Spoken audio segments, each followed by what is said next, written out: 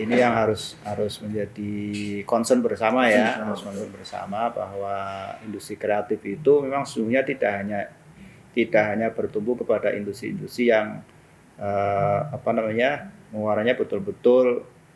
Justru ini sebenarnya industri kreatif bisa menjadi industri besar juga, nggak hanya UMKM gitu. Harusnya Bangga pernah dikunjungi Pak Menteri di mall itu waktu itu pameran UMKM kalau kan. Misalnya contoh yang sekarang sedang ramai itu kan baru sebatas kuliner misalnya. Betul ya. Padahal industri kreatif menurut saya ada juga yang sifatnya. Contoh misalnya ini ya, kemarin kita ketemu sama beberapa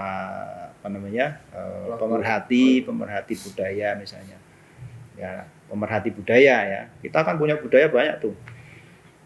Kita misalnya di Cilegon, khusus Cilegon itu ada namanya Bandrung Lesung ya, kalau nggak salah ya. Bandrung Lesung kan ada itu ya. Itu kan seni, ya belum maksimal. Kita makin mendorong agar Dinas Koperasi dan UMK ya.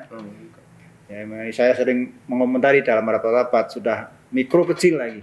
Sudah mikro kecil lagi. Itu tuh. Anggarannya iya, mikro kecil kan judulnya gitu. UMK itu kan usaha mikro kecil gitu ya. Udah mikro kecil ya. Saya bilang ini harus jadi perhatian memang.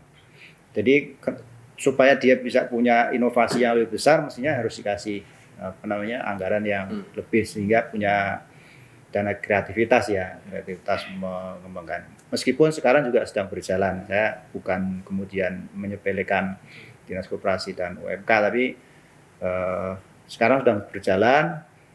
Dulu kita kan punya lembaga-lembaga yang istilahnya pengembangan UMK ya. Ya, mudah-mudahan ini ke depan bisa lebih baik lagi. Kalau keberadaan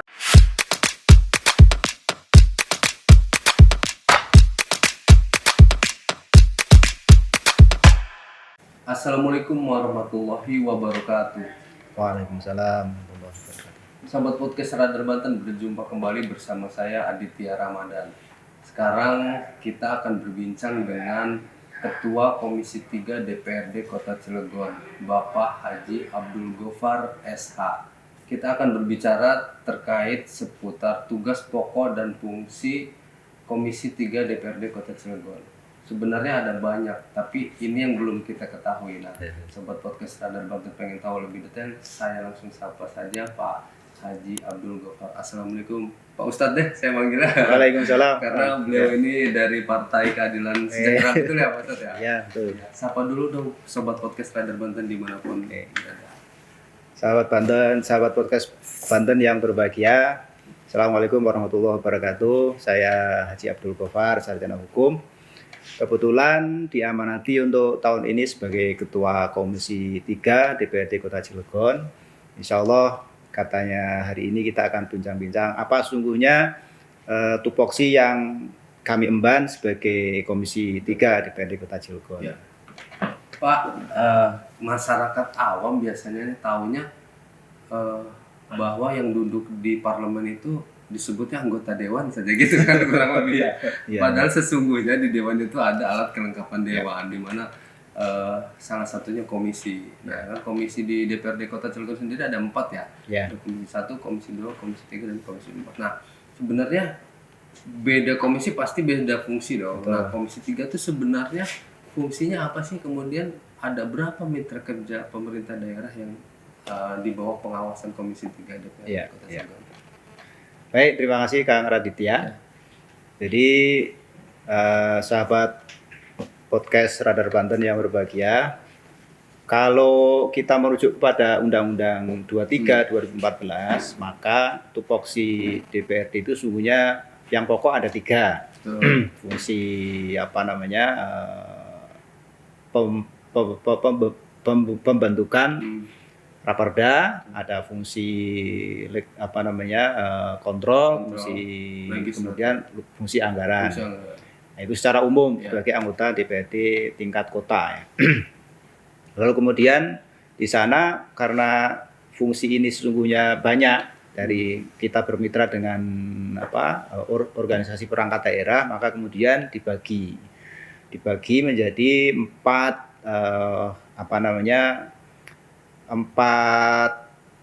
kelompok lah ya gitu ya, komisi 1, komisi 2, komisi 3 dan komisi 4. Nah, khusus komisi 1 ini sekedar informasi saja. dia lebih banyak ke urusan pemerintahan dan kependudukan misalnya. Komisi 2 terkait dengan Kesra lah gitu ya, kesejahteraan sosial, pendidikan, kesehatan dan lain sebagainya. Komisi 3, nah ini khusus nih yang sekarang sedang kita bicarakan, itu berbicara tentang pengelolaan keuangan dan aset daerah kira-kira gitu ya.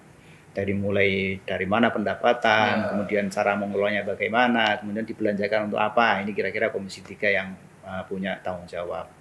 Lalu Komisi 4 itu lebih banyak ke arah infrastruktur, perizinan dan sebagainya. Ya, jadi Komisi 3 fungsinya kira-kira gitu. Bagaimana pemerintah daerah punya potensi untuk mendapatkan pendapatannya, lalu kemudian cara ngelolanya bagaimana dan proses pembelanjaannya kira-kira seperti apa. Nah, kalau masyarakat awam oke lah tahu pendapatan itu didapat dari mana, misalkan dari pajak-pajak atau retribusi yang ada di Kota Cilegon untuk membiayai pembangunan tentunya. Nah, tapi kadang masyarakat berpikir sebenarnya dari pajak selain membiayai pembangunan dihabiskan untuk apa sih gitu kan ya? Apakah belanja-belanja itu memang sudah sesuai dengan goalnya adalah kesejahteraan masyarakat atau belum? Di Komisi 3 sendiri gimana tuh untuk mengawasi itu? Nah, jadi gini ya, masyarakat Cilegon yang berbahagia. Jadi untuk pendapatan daerah itu sungguhnya pola pembagiannya tidak hanya melulu kepada pajak daerah atau retribusi, karena sungguhnya pendapatan daerah itu terdiri dari pendapatan asli daerah yang itu tadi sampaikan aja, kita bayar pajak, kita bayar retribusi daerah. Lalu kemudian ada juga dana transfer dari pemerintah pusat atau provinsi gitu ya, dana bagi hasil nanti kan ada di situ. Baru kemudian ada namanya belanja pendapatan lain-lain daerah yang sah, misalnya ada aset daerah yang dipisahkan kemudian menghasilkan misalnya dalam bentuk nanti polanya adalah dengan membentuk perusahaan daerah ya, ada BUMD dan sebagainya. Jadi dari pajak dan retribusi daerah itu memang harusnya orientasinya untuk sebesar-besarnya masyarakat menikmati. Jadi kalau kita punya kue kita dapat kue pendapatan itu sebagiannya itu masih disupport oleh pemerintah pusat sesungguhnya. Jadi itu nanti masuk kepada kajian tentang kemandirian fiskal namanya. Berarti kalau kita semakin PAD-nya semakin banyak, berarti kemandirian fiskal kita lebih banyak, lebih luas gitu ya. Kalau PAD-nya kita masih berapa persen dari total jumlah APBD, maka kemudian ya kemandirian kita bisa dihitung dari situ. Karena kaitannya akan dengan DAU dan DAK itu yang akan diterima daerah. Ya di antaranya DAU, DAK, dana bagi hasil provinsi ya, yang kita misalnya kendaraan bermotor itu kan pajak kendaraan bermotor, sungguhnya yang narik provinsi, tapi kita daerah dapat porsi berapa. Nah, kemudian sesungguhnya memang betul yang bisa kita kelola secara mandiri itu sungguhnya adalah PAD yang berasal dari pajak dan retribusi daerah, karena PAD itu kan istilahnya yang bisa kita kelola mau jadi seperti apa nih Cilegon gitu ya. Dari dana itu kalau misalnya DAU DAK itu kan keperluannya sudah definitif, sudah definitif. Ada gaji pegawai, ada yang itu program pemerintah pusat yang kita tidak bisa mengutak-atik lah itu judulnya gitu. Jadi PAD semuanya yang. Nah, kalau PAD-nya semakin besar berarti akan semakin banyak program kerja yang bisa kita lakukan. Gitu. Tapi kan ada juga sejumlah pembangunan di Cilegon nih, Pak, yang misalkan taruhlah seperti mega proyek kita Terminal Terpadu Merak kan ditarik pemerintah pusat ya. Nah, itu dana transfernya masuk nggak untuk kita? Apakah nilainya signifikan dengan yang jumlah anggaran yang sudah dikeluarkan pemerintah daerah gitu kan? Selama ini proyek itu prestise banget ya, mega proyek Kota Cilegon. Nah, tiba-tiba setelah jadi kewenangannya tarik di pusat. Apakah yang diterima oleh Pemkot Cilegon itu jumlahnya juga sesuai gitu ya dengan harapan gitu. Betul, ya kan? Ya inilah memang kebijakan politik ya. Iya. Jadi memang sesungguhnya dulu ya wacana yang sempat kita dengar ketika kita membangun terminal terpadu itu harusnya tidak sesederhana yang seperti yang sekarang kita lihat. Dulu konsepnya adalah ketika terminal terpadu itu jadi dan dikembangkan, jadi ini kan jembatan antara Pulau Jawa dan Sumatera nih, ya, Merak itu ya, terminal terpadu Merak. Dulu konsepnya adalah nanti di sana akan ada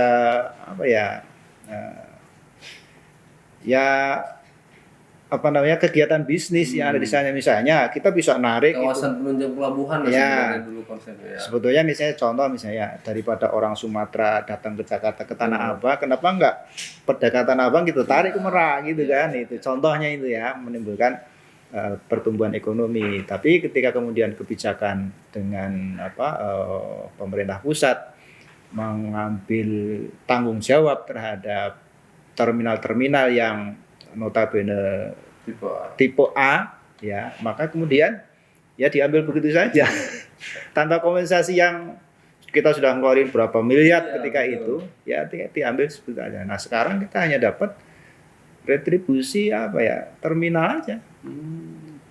Ya berapa kira-kira bandingan dengan pembiayaan yang sudah kita keluarkan ya. Jadi sangat tidak signifikan. Nah inilah makanya ada beberapa pengamat yang kemudian konsep tentang otonomi daerah itu kayak seperti otonomi setengah hati.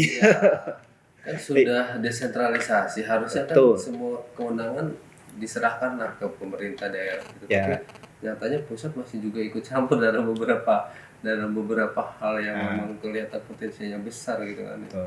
Ya inilah yang perkembangan yang mestinya kita harus bersikap bijak gitu ya. Ketika memang ada itu mestinya daerah diberi kewenangan untuk berinovasi, misalnya apanya. Nah, apalagi sekarang dengan Undang-Undang Nomor 1 2021 tentang HKPD, hubungan keuangan pemerintah pusat dan daerah. Nah, itu semakin ini lagi tuh nanti. Mempersempit atau seperti apa? Jelas mempersempit karena ada beberapa peraturan yang kemudian potensi daerah itu yang tadinya itu kan kalau Undang-Undang PDRD ya, Undang-Undang tentang pajak daerah, retribusi daerah itu kan ada sekian belas tuh. Nah sekarang dikelompokkan menjadi kalau nggak salah 11 atau berapa gitu. Dimampatkan lagi ada beberapa yang tidak bisa kita menjadi potensi pendapatan asli daerah. Nah itulah yang kemudian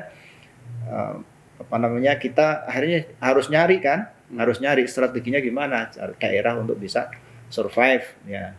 Kalau kita di industri, sementara kalau kita membaca industri yang ada di Cilegon apa sih? Industri besar kan, industri padat modal, padat teknologi.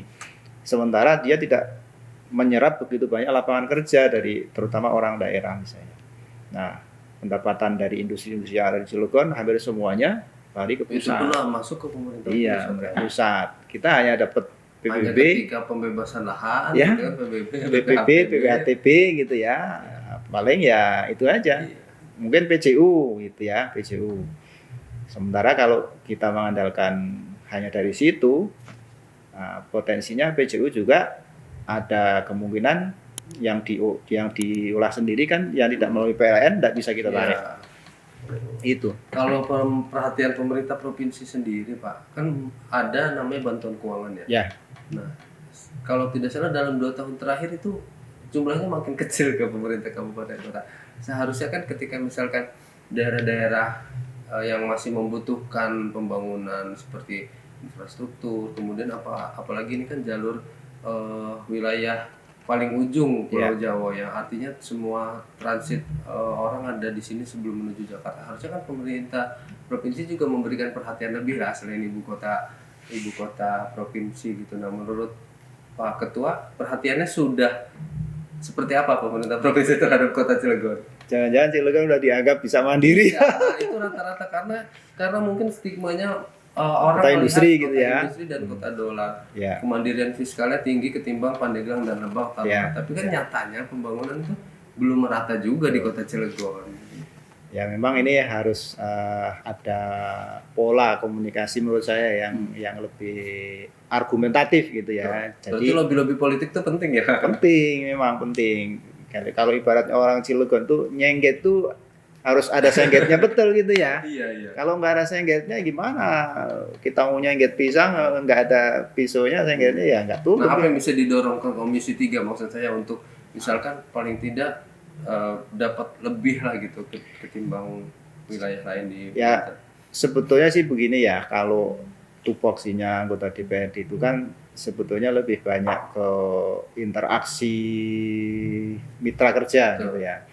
Nah kalau yang ke tingkatnya lebih tinggi, ini kita juga bisa, dulu kita pernah kok fraksi PKS ya mendorong melalui fraksi kita di provinsi agar memberikan bantuan ke Cilegon, ke daerah misalnya gitu ya. Dulu pernah kalau nggak salah. Salah satu contohnya adalah yang kemarin kita dibantu untuk pembangunan palang pintu kereta api. Itu hasil kita menyampaikan di suatu momentum ya dengan fraksi yang ada di provinsi. Atau juga kepada melalui DPRD tingkat pusat gitu misalnya. Kita juga bisa mengadakan seperti itu. Contoh kemarin kita minta ya diadvokasi perbaikan jalan, meskipun itu juga nilainya kan hanya sekedar itu ya. Tapi kalau yang besar-besar, nah harusnya pemerintah daerah nih ya, kita bukan ngajari ini. Insya Allah sih kita sudah mendorong agar pemerintah daerah nyengget tuh anggaran-anggaran dari pusat supaya bisa turun. Karena kalau kita lihat dari rencana pembangunan nasional jangka pendek itu, jangka menengah itu, Cilegon masih jadi orientasi itu untuk pembangunan. Sehingga boleh dong main ke Bappenas gitu kan, nanya Cilegon mau dibuat seperti apa ini untuk sampai tahun berikutnya itu kira-kira mau apa. Nah kalau ada potensi kan kita bisa nanya gitu ya. Nah, kolaborasi itu ya saya kira kita tetap mendorong ke pemerintah daerah. Yang punya hubungan ke ini kan jalurnya pemerintah daerah. Ya. Kalau DPRD nanti kita ke fraksi gitu kan ya. Gitu. Hanya bisa sebatas menyampaikan ke sebelah ya, ke wali kota dan wakil wali kota. Pak, kalau misalkan kaitannya kita balik lagi ke pendapatan asli daerah. Nah, di sejumlah daerah itu sekarang yang tengah jadi primadona adalah industri kreatif melalui UKM dan koperasi. Nah, di kota Cilegon sendiri saya rasa kan sebenarnya ada geliat-geliat sektor UMKM, kemudian koperasi. Nah, ini kan kalau misalkan dipacu mereka ini kan bukan tidak mungkin menghasilkan PAD yang tidak sedikit gitu ya. Nah, di Cilegon sendiri ada dinas koperasi ya? Ada dinas koperasi dan UKM. Nah, apakah itu sudah mendapat perhatian lebih misalkan dari sisi penganggaran untuk dinas tersebut untuk pembinaan UMKM? Karena pemerintah pusat sendiri melalui Kementerian Ekonomi dan Kreatif kan lagi gencar nih ke sejumlah daerah, bahkan pernah ke Cilegon Pak Menteri sendiri. Nah, melihat itu gimana tuh Pak? Saya sepakat sih sebetulnya. Jadi ini yang harus menjadi concern bersama ya, harus concern bersama bahwa industri kreatif itu memang sesungguhnya tidak hanya bertumbuh kepada industri-industri yang pengeluarannya betul-betul, justru ini industri kreatif bisa menjadi industri besar juga, nggak hanya UMKM gitu. Harusnya bangga pernah dikunjungi Pak Menteri di mall itu waktu itu pameran UMKM kalau, kan. Misalnya contoh yang sekarang sedang ramai itu kan baru sebatas kuliner misalnya. Betul ya. Padahal industri kreatif menurut saya ada juga yang sifatnya, contoh misalnya ini ya, kemarin kita ketemu sama beberapa pemerhati budaya misalnya ya, pemerhati budaya ya, kita kan punya budaya banyak tuh. Kita misalnya di Cilegon, khusus Cilegon itu ada namanya Bandrung Lesung ya kalau nggak salah ya. Bandrung Lesung kan ada itu ya, itu kan seni. Betul. Kenapa kita tidak create? Tapi jarang ditampilkan juga. Nah itu masalahnya. Momentum pemerintahan. Iya, kan? Itu masalahnya. Coba kita create misalnya. Kita punya sekian banyak peguron, ya. Dulu kita punya Golok D, misalnya. Ya, Golok D pernah booming itu. Ya, Golok D itu kan dulu momentumnya bisa jadi kegiatan nasional. Harusnya itu bisa di-create orang pameran golok di Indonesia sehingga kemudian orang datang ke sini. Tapi memang kita perlu menyiapkan infrastruktur dan suprastrukturnya. Contoh misalnya Contoh ini ya, yang saya lihat hotel bintang 5 di Cilegon itu kayaknya belum ada. Benar. Ya, nah ini harus dipikirin tuh. Kita nyiapin dulu tuh kan, orang ke Cilegon mau istirahat di mana yang Iya. nyaman. Kalau di sini kan paling Krakatau, Krakatau. apa ya, Hotel Royal ya. Kalau nanti ada di sebelah sana yang JS itu kan udah masuk wilayah Kabupaten Serang. Jadi PAD-nya masuk ke sana Iya, gitu. iya. Nah, kita perlu nyiapin tuh. Nah, itu salah satu ya yang perlu dilakukan sebenarnya. Tapi menurut saya kalau kegiatan-kegiatan budaya, kegiatan-kegiatan yang sifatnya seni itu kemudian kita create juga orang bisa datang ke sini. Ya memang kemarin sudah sempat digagas tentang Kalau tidak salah pernah ada festival budaya juga kan di Cilegon yang sempat ramai itu yang Iya. pawai budaya. Nah itu kan harusnya jadi momentum tahunan yang mungkin bisa menyerap wisatawan dari luar daerah. Gitu. Jember kan udah melakukan hal itu. Fashion Week itu. Ya. Jadi kita ya karena kita sekalian momentum kulinernya disiapkan ya harusnya ya Pak ya. Nah, kemarin makanan khasnya ditampilkan. Jadi misalnya gini, ada setiap pekan misalnya ada pagelaran gitu ya. Alun-alun kan cukup luas tuh. Ya, lingkungannya siapin kuliner, ada pagelaran apa gitu misalnya. Mau bandrongnya lah, mau apa, silat dari mana pokoknya ini aja, perform aja mereka. Nah, nanti orang pasti datang kan. Itu juga jadi daya tarik sendiri gitu ya.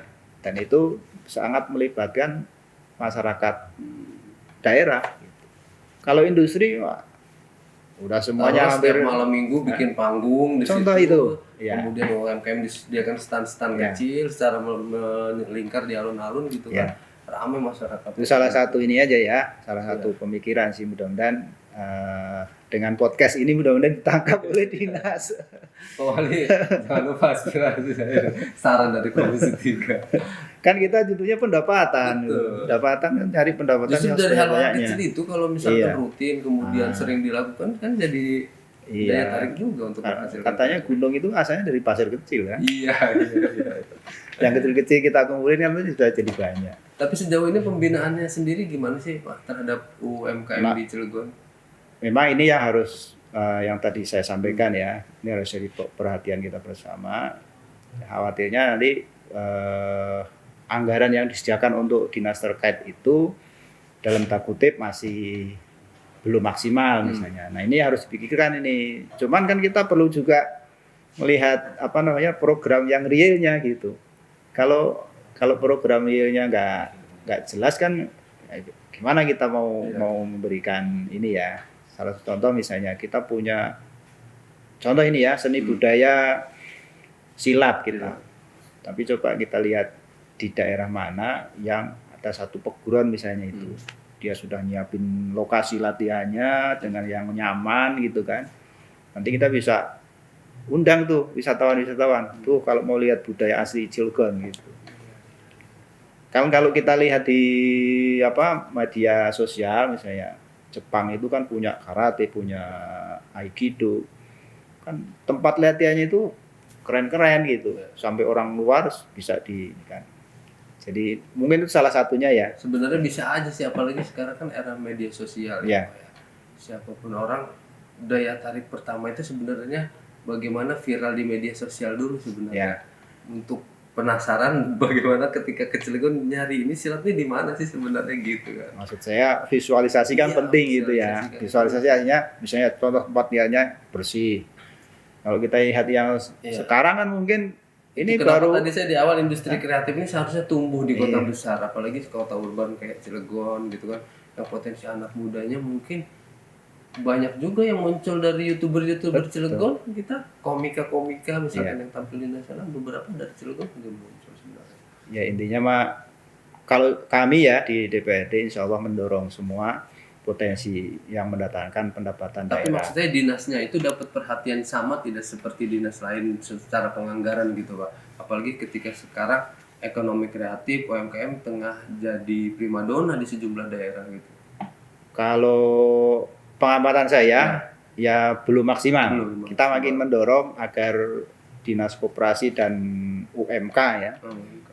Ya saya sering mengomentari dalam rapat-rapat sudah mikro kecil lagi. Sudah mikro kecil lagi. Itu tuh. Anggarannya pun Iya, kecil. mikro kecil kan judulnya gitu. UMK itu kan usaha mikro kecil gitu ya. Udah mikro kecil ya. Saya bilang ini harus jadi perhatian memang. Jadi supaya dia bisa punya inovasi yang lebih besar, mestinya harus dikasih anggaran yang lebih sehingga punya dana kreativitas ya, kreativitas mengembangkan. Meskipun sekarang juga sedang berjalan, saya bukan kemudian menyepelekan Dinas Koperasi dan UMK, tapi sekarang sedang berjalan. Dulu kita kan punya lembaga-lembaga yang istilahnya pengembangan UMK ya. Ya mudah-mudahan ini ke depan bisa lebih baik lagi. Kalau keberadaan ini Pak restoran-restoran di Cilegon kan banyak sekarang menjamur, kafe-kafe cukup tumbuh luar biasa banyaknya nih di Cilegon ini kan, maksudnya potensi kecil tapi kalau dikelola dengan baik akan menghasilkan juga begitu ya. Ya ini memang sepertinya belum maksimal. Kan kita sebenarnya ada, kalau kita mau bagi tempat restoran itu kan ada restoran yang franchise-nya sudah besar, ada yang memang dikelola oleh masing-masing. Nah, kita memang mendorong ke Badan Keuangan ya, BPK PAD itu supaya lebih intens. Jadi kalau ada kendala di lapangan misalnya terkait dengan penegakan peraturan, ya ngajak kepada kami gitu. Ada kendala di lapangan misalnya gitu ya, ada kendala yang pajak wajib retribusi daerah kurang akomodatif, ya bisa ngajak kami. Nah itu mungkin harapan ya ke depan harus begitu. Selama ini kita hampir belum pernah diajak datengin yang wajib pajak yang bandel, itu belum pernah intinya. Itu. Pak, kalau secara angka target pendapatan di 2022 dan di 2023 nanti meningkat, Pak? Kalau informasi ini sempat putus. Ya.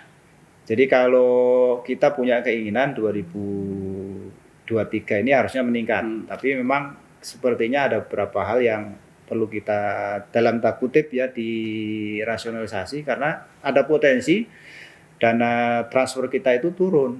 Jadi potensi pendapatan berarti turun tuh. Kalau kemarin informasinya sekitar 200 miliar kira-kira gitu. Berarti itu kan potensi yang menghantui itu menjadi bisa faktor, jadi bisa jadi ini kan sudah khawatir sekali 2023 itu. Ya. Jadi ini kan kondisi yang tidak bisa diprediksi kita ya, tidak bisa kita prediksi. Sehingga pasar global mempengaruhi kita. Padahal sesungguhnya tidak harus begitu. Tidak harus begitu. Ini jadi pemerintah daerah harus kreatif Pak ya, mencari potensi-potensi baru. Betul. Saya kemarin dengerin YouTube-nya Profesor Renat Kasali itu sesungguhnya potensi-potensi yang ada itu tidak harus disikapi dengan kemudian kita pesimis gitu, karena masih ada potensi lain yang bisa kita kembangkan. Gitu. Iya, karena kemarin saja ketika pandemi Covid hampir 2 tahun, kita tidak tahu ternyata geliat UMKM kan luar biasa, itu tidak pernah diprediksi sebelumnya. Malah justru perusahaan-perusahaan besar raksasa yang mereka justru tergulung gitu kan, mem-PHK karyawannya, kemudian perusahaannya kolaps tiba-tiba. Nah ternyata industri-industri kecilnya tumbuh dengan omset yang luar biasa dalam segi penjualan. Nah itu kan maksudnya tidak bisa diprediksi begitu ya Pak ya? Tidak bisa diprediksi. Perusahaan-perusahaan besar kolaps, tapi industri-industri yang sifatnya rumahan justru malah tumbuh kan. Nah ini kan berarti sesungguhnya penduduk atau masyarakat itu punya daya imunitas sendiri tuh terhadap kondisi ya. Mereka punya. Karena udah urusannya sama perut. Iya, urusan perut semua dilakukan kan. Ini sudah dalam kutip darurat, pasti apa aja bisa dilakukan asal menghasilkan hal yang positif kan. Itu ya. Pak, kalau berbicara tupoksi Komisi 3 secara normatif bagaimana untuk lebih menggenjot, meningkatkan gairah lagi OPD ketika di 2023? Saya kira ini sudah digagas ya oleh kepala daerah dengan janji untuk menerapkan merit system misalnya. Nah, dinas-dinas yang punya potensi mendapatkan PAD itu mestinya ya harus di challenge gitu ya, ditantang, tapi sekaligus juga diberikan apa namanya kesempatan untuk mendapatkan reward. Iya. Kalau capaiannya sesuai dengan harapan Jadi ya. di reward jangan cuma wajib pajak aja Pak ya. Ah? Tapi apa dia berprestasi di reward sama Iya, iya. kepala daerah. Jadi kalau dulu kan kita punya namanya bulan panutan, tapi Ya. untuk wajib pajak atau wajib Ya. retribusi. Nah, sekarang kita punya bulan panutan misalnya untuk ya penghasil yang paling besar Ya, targetnya, yang saya gitu. Sehingga mereka punya apa namanya? Punya kesempatan untuk bisa lebih kreatif. Tapi memang dengan Undang-Undang Nomor 1 2021 yang tadi lagi saya sampaikan, otonomi daerah itu seolah sudah sedikit demi sedikit kita mau ditarik lagi ke pusat. Nah ini juga memang butuh kreativitas. Kalau enggak, ya kita nggak bisa bergerak. Dan Tapi saya rasa punten Pak, Ya, saya potong. ya.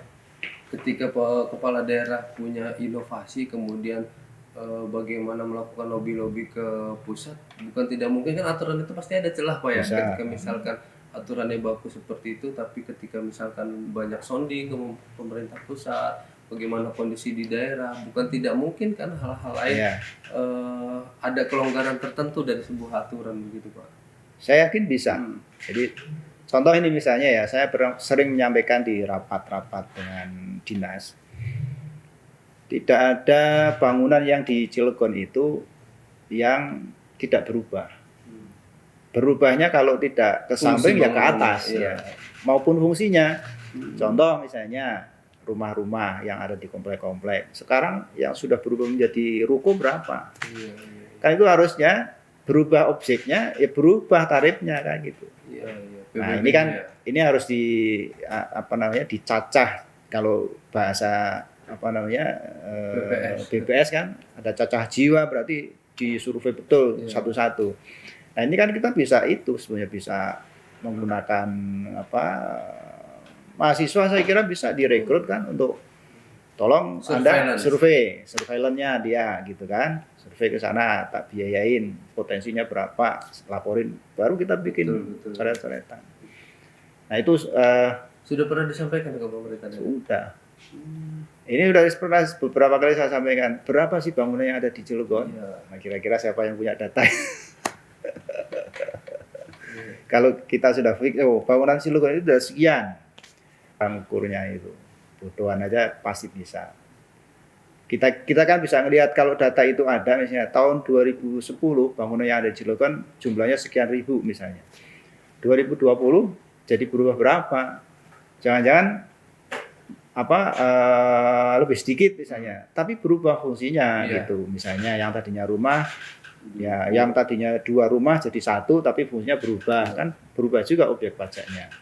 Itu kan. Nah, dari sekian itu bisa dilihat dulu PBB-nya sekian nih nominalnya. Sekarang begitu berubah fungsi, diukur lagi dong misalnya. Harusnya berubah tarif. Saya yakin pasti akan ada. Berubah fungsi jadi tempat usaha dan tempat usahanya ramai. Nah, itu kan double juga. Betul. Udah fungsi bangunannya berubah, pajaknya, usahanya pun harusnya kena tarif juga gitu. Ya, artinya kan pajak restoran atau pajak kafe-kafe ya, itu kan nanti masuknya ke situ ya. Saya yakin banyak yang berubah di bangunan-bangunan yang ada di Cilegon. Kalau nggak ke samping, artinya membesar itu kan, atau tumbuh ke atas gitu kan. Nah, pasti berubah fungsi. Nah, dengan berubah fungsi harusnya mengubah tarif. Nah, ini yang mungkin harus diteliti betul ya, supaya kita punya data yang kan lagi-lagi jangan kata-katanya, tapi data-datanya gitu kan, jangan hanya perkiraan hidrologi saja, tapi kita betul-betul tahu bangunan yang di Cilegon ada sekian, tarifnya kemarin sekian misalnya. Nah, jangan-jangan tarif juga belum berubah misalnya. Pak, satu pertanyaan terakhir sebelum menutup obrolan. Dengan PAD Cilegon yang tidak sedikit ya, hampir 800 miliar ya Pak? Ya, kira-kira. Apa harapannya bagi peningkatan pembangunan dan kesejahteraan masyarakat di Kota Cilegon? Baik, jadi saya berharap sih dengan 800 miliar kira-kira ya PAD yang bisa dapat, kalau memang mau dibagi gitu ya kita bisa taruhlah misalnya sekarang konsentrasi pemerintah itu katanya kan pembangunan SDM, tapi saya kira visual kota juga perlu supaya orang masuk Cilegon itu Iya. impresi gitu ya. Masuk dari Cilegon Timur itu masuk kota itu, wah Cilegon ternyata begini. Nah, itu juga perlu. Jadi menurut saya memang dengan sekian miliar yang bisa kita kelola dengan mandiri itu mestinya memang ada hal-hal yang apalagi kalau sekarang misalnya konsep pemerintah yang ada sekarang kan Cilegon baru, modern dan bermartabat. Nah kira-kira nanti kemana ini supaya orang Cilegon benar-benar hebat gitu. Itu. Terima kasih Pak Gofar atas Sama-sama. waktunya sudah ngobrol di podcast Radar Banten. Baik sobat podcast Radar Banten, itu tadi obrolan kita dengan Ketua Komisi 3 DPRD Kota Cilegon. Cukup banyak fungsi di Komisi 3 ini, mulai dari pendapatan, retribusi yang memang muaranya pada peningkatan pembangunan di Kota Cilegon. Itu tadi kebersamaan kita bersama Pak Gofar. Akhir kata di obrolan podcast kita, jangan lupa saksikan tayangan ini di YouTube channel Radar Banten di Radar Banten Official. Jangan lupa komen, like, and subscribe. Terima kasih. Assalamualaikum warahmatullahi wabarakatuh. Salam.